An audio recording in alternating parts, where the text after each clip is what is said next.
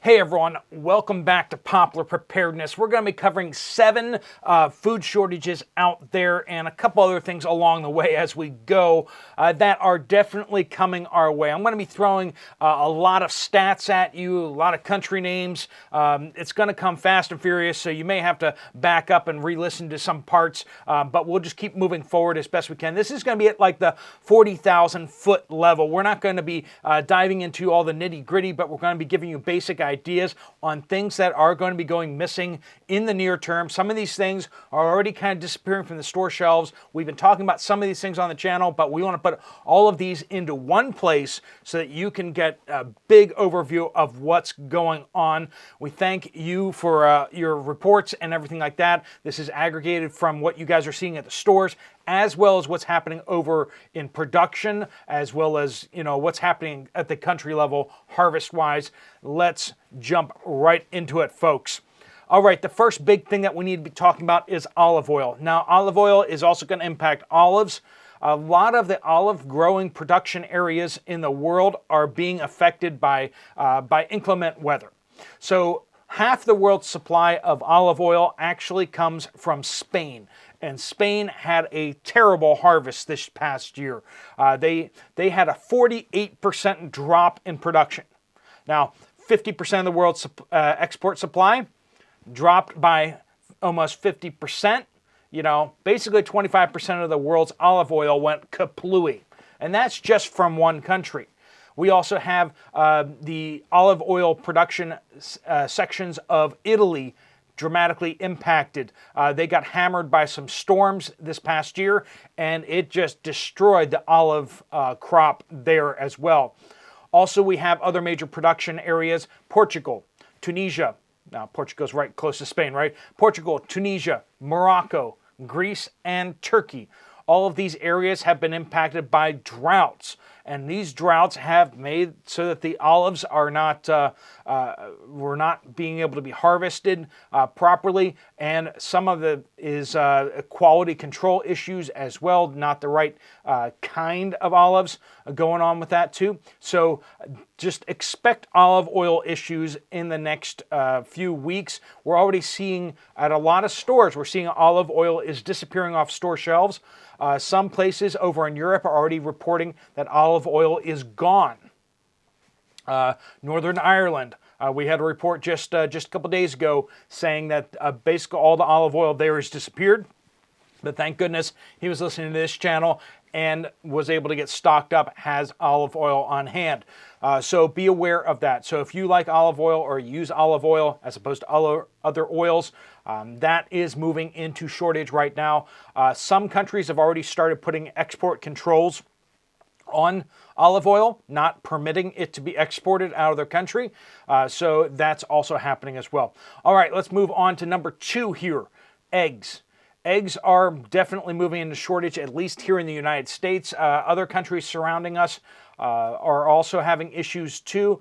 Bird flu, or at least alleged bird flu. Basically, the FDA is running around massacring chickens all over the place, and we're talking about quite a few of them. 1.5 million so far in the first week in January. 1.5 million egg layers massacred the first week of January to protect us from bird flu. 8 million in December were put down. 5.5 million in November.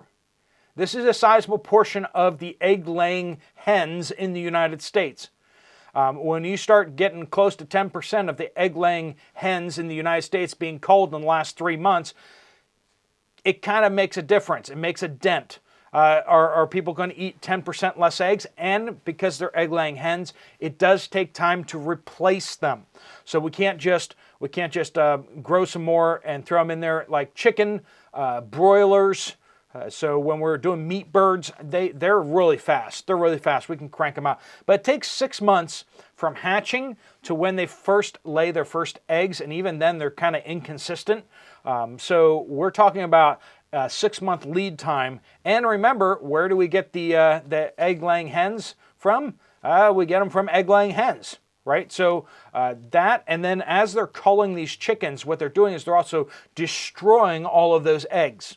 So they go back and destroy like a week's worth of eggs oftentimes. So we're losing a week's worth of supply, plus we're losing the egg-laying hens themselves. So big impact out there, and we're already seeing price increases dramatically. We were seeing like $1.30 at a lot of at like Aldi's and stuff like that, for a dozen eggs. Now it's like $2.39, $2.40, something like that right now.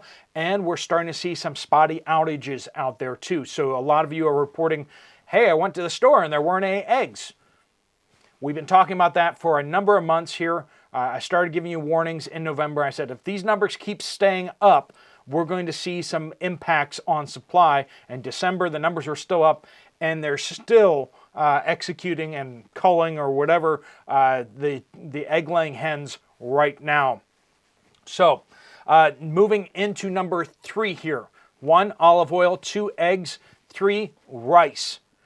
India has an export ban and has over the summer. They are the largest exporter of rice. Now, we're not talking about high-grade basmati rice exports from India. We're talking about low-grade rice exports. They're not allowed to export it out of the country because India had a really bad harvest, and they're worried about their people having enough rice. And they're the most populous country in the world now. They passed China. China's population is actually crashing down. They had a 10% population drop in the last year. Fertility rate. So basically, they're having a lot less kids, even compared to last year. They're trying to ramp it up, and they're actually having less kids than before. India is rice, right? Now, not just that, but India exports a ton of rice. They produce a ton of rice, and they had a really bad harvest this past year. Pakistan had a really bad harvest as well, impacted by weather there as well.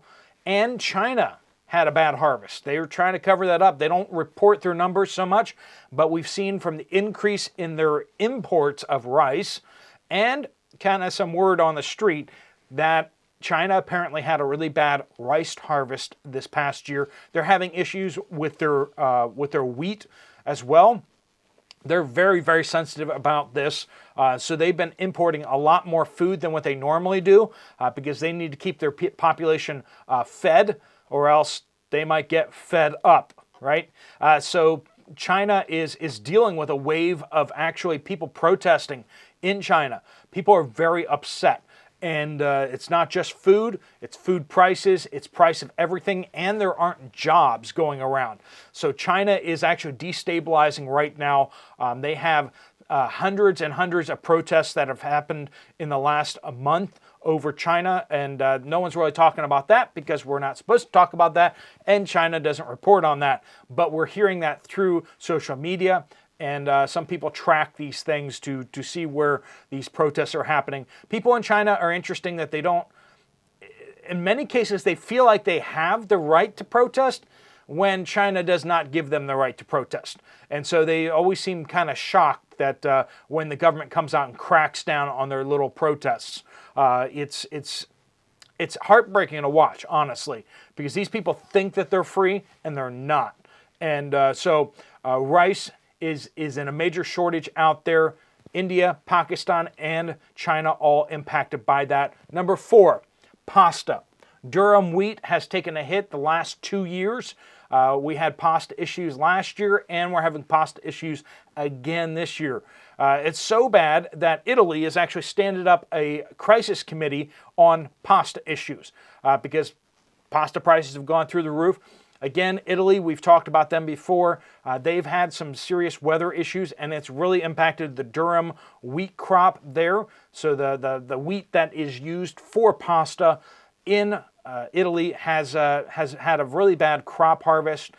The United States has been impacted as well.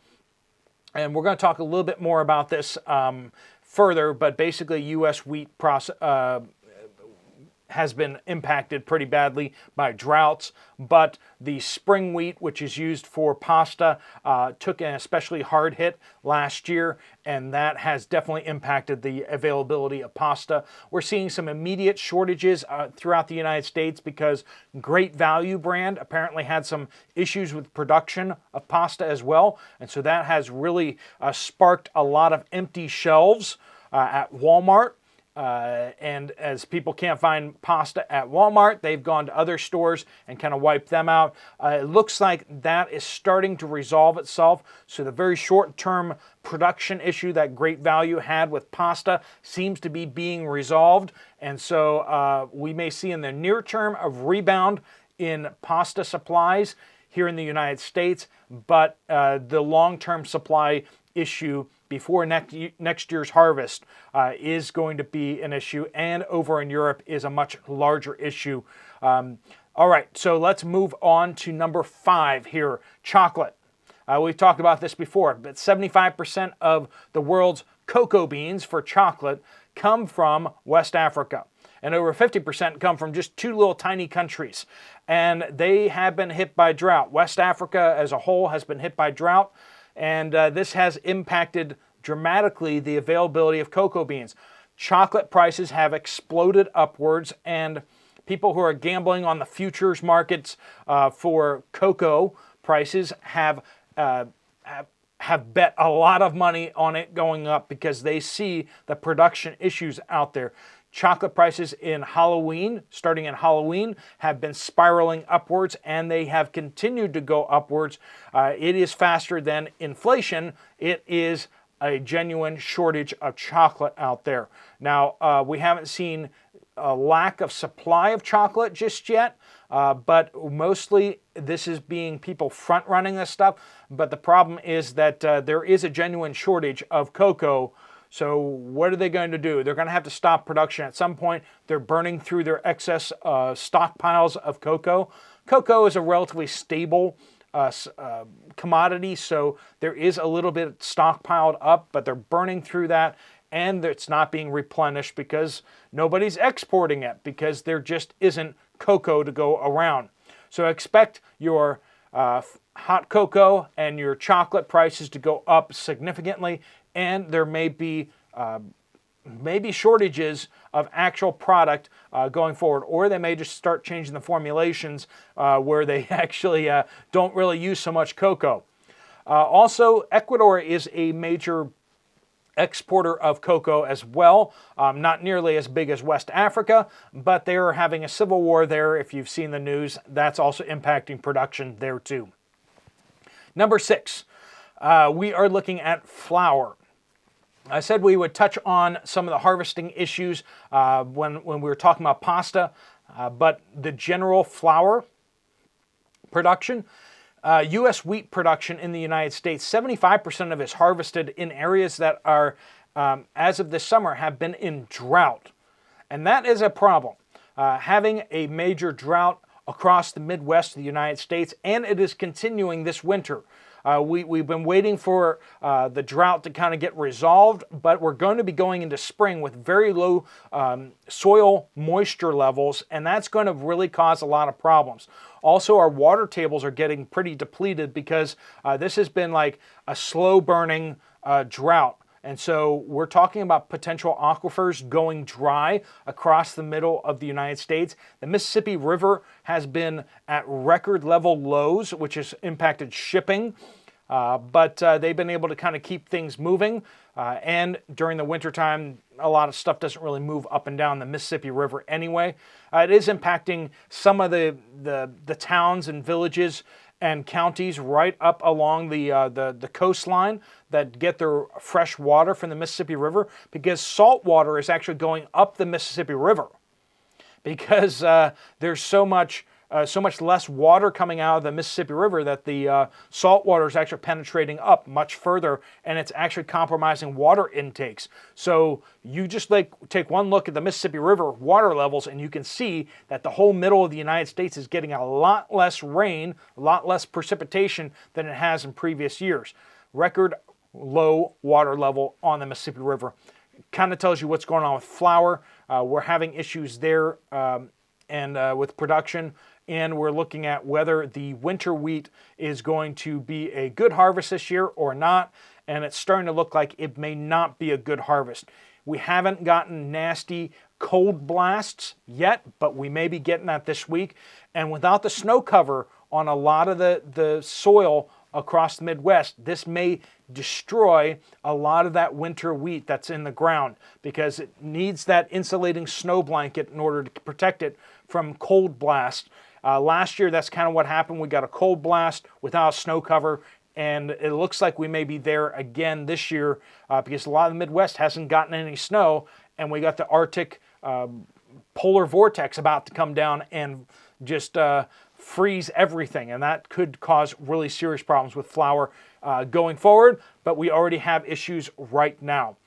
Number 7 is not quite so food related, but it is maybe even more vital to a lot of people. Medicines. We have a major medication shortage across the United States and across the world.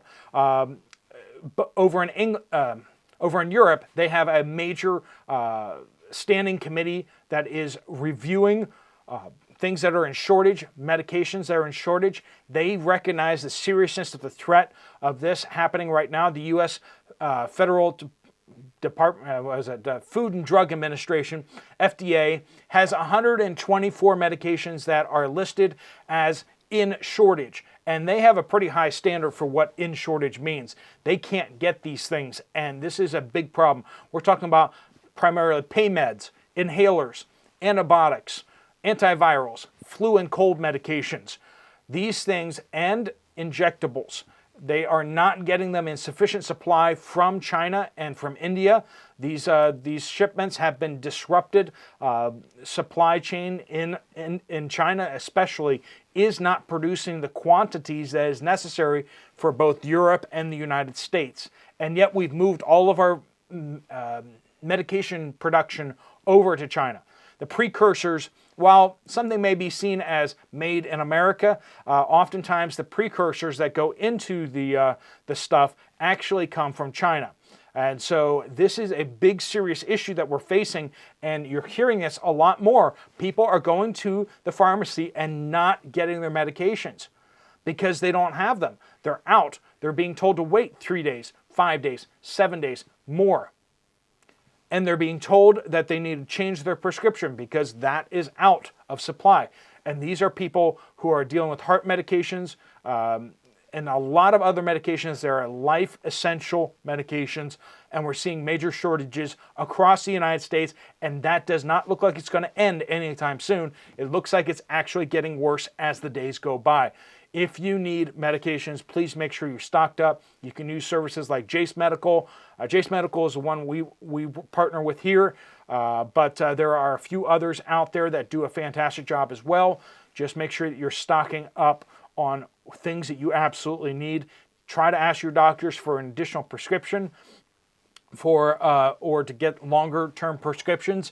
That way you can stock up a little more when they are available. All right, friends, thanks so much for watching. Please do keep sending your updates in. And if you need to rewatch any of this, go ahead and do that. But let's just make sure that we're prepared for the days ahead as they come, because these things are all unfolding as the weeks go by. Shortages, major shortages. Thanks so much for watching. If you want to check out another video from the channel, there's one right up here. If you want to go check out Jace Medical, there's a link right here that'll take you right to their site. Make sure you use Poplar 10 to get $10 off if you do go over there. Thanks so much for watching. Steve Poplar of the Poplar Report.